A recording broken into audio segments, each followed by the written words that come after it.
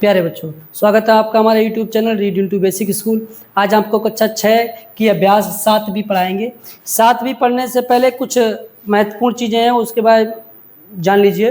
महत्वपूर्ण क्या है इसमें? इसमें प्रश्नावली के अंदर आप एक जानेंगे रेखा, जिसके दोनों तरफ तीर का निशान बना हो उसको कहेंगे रेखा। जिसके एक भी तरफ तीर का निशान ना बना हो, कहने मतलब उसकी लंबाई निश्चित है। ठीक है, जिसके दोनों तरफ तीर लगे हैं इसका मतलब इसकी लंबाई निश्चित नहीं है, इधर भी जा सकती है और इधर भी। इसको रेखा इस डैश का मतलब इधर भी जा सकती है, तो रेखा। और जिसका एक तरफ भी तीर नहीं है तो कहने मतलब उसकी लंबाई निश्चित है। 6 सेंटीमीटर है तो 6 सेंटीमीटर, 3 है तो 3। तो जितनी निश्चित है निश्चित रेखा, इसको क्या कहेंगे? रेखाखंड।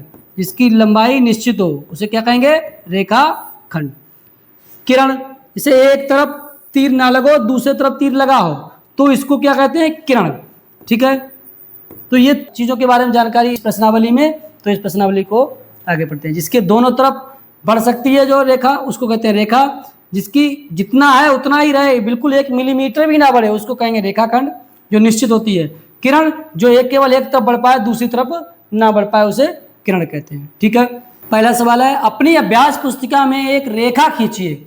यानी अभ्यास पुस्तिका में कोई रेखा खींचना है और अंग्रेजी वर्णमाला के एक छोटे अक्षर का प्रयोग करके उसका नाम लिखिए।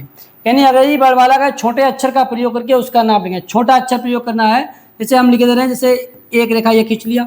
ठीक है, एक रेखा ये खींच लिया ऐसे। ठीक है, एक रेखा ये खींच लिया। ये अंग्रेजी वर्णमाला का एक अक्षर बन गया जेड। तो इसमें रेखा ही प्रयोग किया है, एक रेखा ये, एक रेखा ये, 3 रेखाएं प्रयोग हुई और क्या बन गया? अंग्रेजी वर्णमाला का एक अक्षर बन गया। ठीक है, ऐसे आप दूसरा भी कोई बना सकते हैं। दूसरा, अपने आसपास में उपलब्ध वस्तुओं की सहायता, जो हमारे आस पड़ोस में जो वस्तुएं उपलब्ध हैं उनकी सहायता से कोई 3 ऐसे उदाहरण दीजिए जिनमें रेखाओं या उनके भाग का बोध होता हो। जैसे हमारे आस पड़ोस जितनी भी चीजें हैं उनमें 4 रेखाएं या उनके भाग, यानी रेखाखंड हो या किरण हो, उनका भाग बोध होता हो।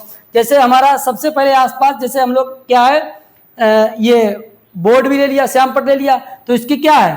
तो इसके रेखाखंड, ये रेखा है, इसमें ये रेखाखंड है, पूरा निश्चित है रेखाखंड। ये भी रेखाखंड है, ये रेखाखंड है, ये रेखाखंड। इनसे मिलके क्या बन गया? ये स्मार्ट बोर्ड, या आपका जो क्लास में श्यामपट्ट है वो दीवार, मेज, अलमारी। ठीक ना, तो इसमें क्या है? रेखाखंड, रेखाओं उनके या उनके भाग का बोध हो रहा है। ठीक है, तो उनका वस्तुओं का नाम 3 ऐसे उदाहरण लिखने हैं। जैसे मान लीजिए आप लिख देंगे श्यामपट्ट। श्यामपट्ट हरा वाला, एक काला वाला होता है श्यामपट्ट कहते हैं, हरे वाले को ग्रीन बोर्ड कहते हैं। ठीक ना, श्यामपट्ट हो गया, दीवार हो गया, सही है, अलमारी हो गया। 3 पूछ रहा है, 3 लिख दी, वैसे जैसे आपकी इच्छा हो। आस पड़ोस के हमारे यही तो है। ठीक है, विंडो, दरवाजा, ये सब क्या है? इसमें रेखा या रेखाखंड के प्रयोग हो रहा है। तीसरा, रेखा और किरण में अंतर चित्र खींचकर स्पष्ट करें। देखिए इसमें बोल दिया है रेखा का चित्र खींचेंगे तो पहले इसमें से देखिए रेखा का चित्र खींचेंगे, पटरी की साइड बढ़िया ऐसे के, और उसके दोनों तरफ क्या लगा देंगे? ये तीर के निशान, और उसके आगे लिख देंगे रेखा। ठीक है, आगे बोला है किरण, तो ऐसे रेखा ऐसे खींचेंगे और एक तरफ ये तीर लगा देंगे, उसका नाम लिख देंगे किरण। ठीक है, 2 पूछे गए, 2 लिख देंगे। इसमें रेखाखंड नहीं पूछा गया तो रेखाखंड चित्र नहीं बनाएंगे। ठीक है, चौथा सवाल है, दिए गए प्रारंभिक बिंदु, यानी कोई प्रारंभिक बिंदु दे दिया है ऐसे, जिसको निगमन बिंदु भी कहते हैं, ए, इसका नाम क्या है? ए, और एक अन्य बिंदु बी, अन्य बिंदु बी, इसे मान लीजिए यहाँ पर एक अन्य बिंदु बी ले लिया है, से होकर जाती हुई एक किरण खींचिए। यानी यहां से जाती हुई एक ऐसे सीधे बी से होकर जाती हुई ऐसे ये किरण खींचिए। ठीक है ना, तो ये किरण हो गई, तो खींच दी बस।